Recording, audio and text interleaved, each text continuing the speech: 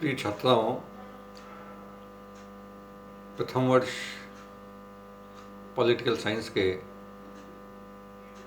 Paper first और उसमें भी एक अध्याय है राजनीतिक दल।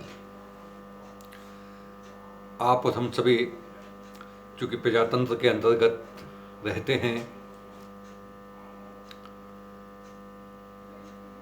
हम हर साल कोई ना कोई चुनाव देखते हैं। यह चुनाव सरपंची से लेकर पंचायत समिति, नगर पालिका, उसके बाद विधायक, फिर सांसद, अनेक प्रकार के चुनावों से हमारा आमना सामना होता है। 18 वर्ष के होने पर हम अपने मत देने का भी अधिकार का भी प्रयोग करते हैं। तो इन चुनावों में कौन आखिर चुनावों को लड़ता है? तो चुनावों में जो चुनाव लड़ते हैं या चुनावों में भाग लेते हैं, किसी न किसी विचारधारा को साथ में लेकर आगे बढ़ते हैं, उन्हें राजनीतिक दल कहा जाता है। ब्राइस महोदय के अनुसार कोई भी प्रजातंत्र राजनीतिक दलों के बिना नहीं रह सकता। ये मतदाताओं के समूह की अराजकता में से व्यवस्था उत्पन्न करते हैं। यदि इनसे कुछ बुराइयां उत्पन्न होती हैं तो वह अन्य दूसरी बुराइयों को कम भी करते हैं। अब इन राजनीतिक दलों का अर्थ क्या है?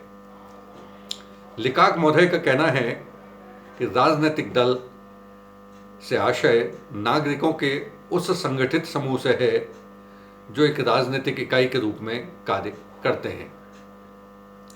बर्क महोदय का मानना है कि राजनीतिक दल ऐसे व्यक्तियों का समूह है जो कुछ निश्चित सिद्धांतों के आधार पर, जिनसे कि वे सहमत हैं, अपने सामूहिक प्रयत्नों द्वारा जनता के हित में काम करने के लिए एकता में बंधे होते हैं।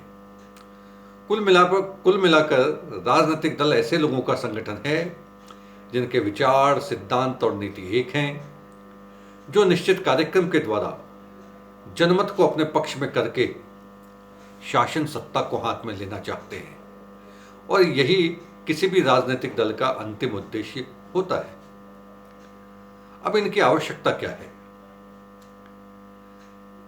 ये राजनीतिक दल किसी भी प्रजातंत्र की रीढ़ की हड्डी है।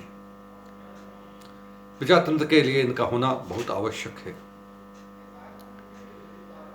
जिस प्रजातंत्र में हम रह रहे हैं उसे अप्रत्यक्ष प्रजातंत्र कहा जाता है, और इस अप्रत्यक्ष प्रजातंत्र में जनता अपने प्रतिनिधियों का चुनाव करती है और इन प्रतिनिधियों को विभिन्न राजनीतिक दल खड़ा करते हैं। इन्हीं में से जनता किसी एक प्रतिनिधि का चुनाव करती है।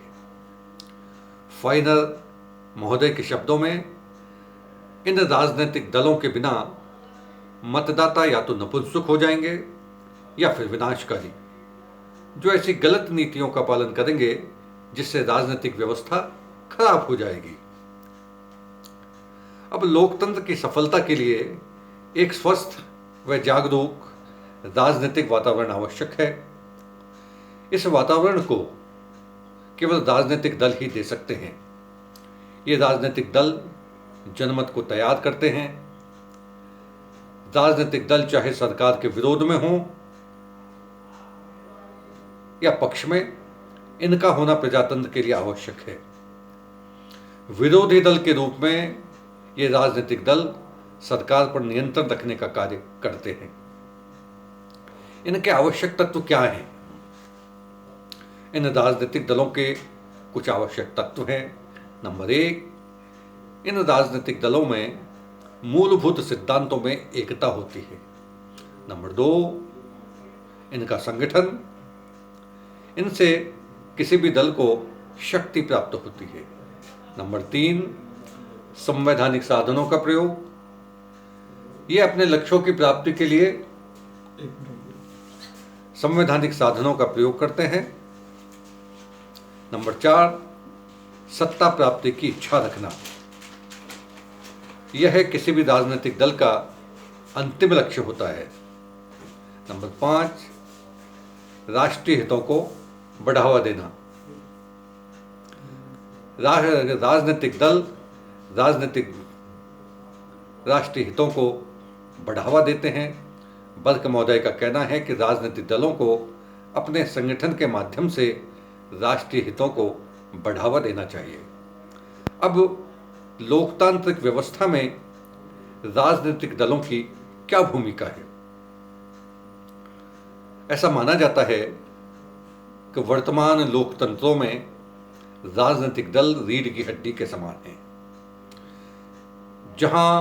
जहां भी लोकतंत्र सुदृढ़ है, मजबूत है, वहां पर द्विदलीय व्यवस्था है। जहां लोकतंत्र नया है, वहां बहुदलीय व्यवस्था है। इन लोकतंत्रों में राजनीतिक दलों के निम्न कार्य हैं। नंबर 1, अपने पक्ष में लोकमत का निर्माण करना। इस लोकमत को निर्माण करने के लिए ये राजनीतिक दल सभाओं, समाचार पत्रों, प्रदर्शनों, रैलियों इनका सहारा लेते हैं और इनके माध्यम से जनता को अपने पक्ष में करने का प्रयास करते हैं। नंबर 2, राजनीतिक चेतना का प्रसार करना। इन राजनीतिक दलों के माध्यम से प्रत्येक व्यक्ति को या एक आम आदमी या आम मतदाता को राजनीतिक चेतना मिलती है। नंबर 3, इन राजनीतिक दलों का उद्देश्य है कि अपनी नीतियों का जनता के मध्य में प्रचार प्रसार करके चुनावों में भाग लेना। नंबर 4, शासन की बागडोर संभालना। ये राजनीतिक दल चुनावों में भाग लेकर चुनावों में विजय या पराजय प्राप्त करते हैं। जिन्हें विजय मिलती है वे शासन की बागडोर संभालते हैं, सत्ता की कुंजी उनके हाथ में होती है। नंबर 5, सरकार पर नियंत्रण स्थापित करना।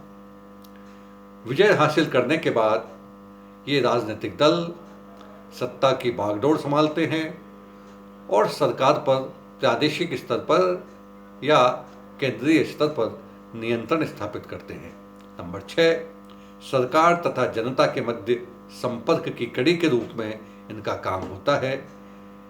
कोई भी सरकार अपने राजनीतिक दल को, जो कि जनता के बीच में कार्य करता है, राजनीतिक दल के कार्यकर्ताओं को यह कहती है कि वे उसकी नीतियों का जनता के मध्य में प्रचार प्रसार करें। और नंबर 7, ये राजनीतिक दल समय समय पर अपने पदाधिकारियों का चुनाव करते हैं। हुबर महोदय का मानना है कि लोकतंत्र रूपी यंत्र को चलाने में राजनीतिक दल तेल अथवा ईंधन का काम करते हैं। अब प्रश्न है कि आजकल जो समाजवादी व्यवस्थाएं हैं, जहां पर जनता को स्वतंत्रताएं प्राप्त नहीं हैं, वे भी अपने आप को लोकतांत्रिक कहलाना पसंद करते हैं। वहाँ पर एक दल की व्यवस्था होती है, सर्वाधिकारवादी व्यवस्था होती है, तानाशाही व्यवस्था होती है। फिर भी वे शौकिया तौर पर, जो कि वर्तमान में लोकतंत्र का चलन है, इसलिए वे भी अपने आप को लोकतांत्रिक देश कहलाना पसंद करते हैं। तो एक दलीय व्यवस्था है या जहाँ विरोधी दल का अस्तित्व नहीं है या जहाँ दलीय सर्वोच्चता होती है, ऐसे देशों में भी या ऐसे देश भी अपने आप को लोकतांत्रिक कहलाना पसंद करते हैं। यहाँ राजनीतिक दल का मुख्य लक्ष्य शासन का निर्देशन एवं संचालन है। यहाँ पर दल के कार्यक्रमों को लागू करना ही सरकार का मुख्य लक्ष्य होता है।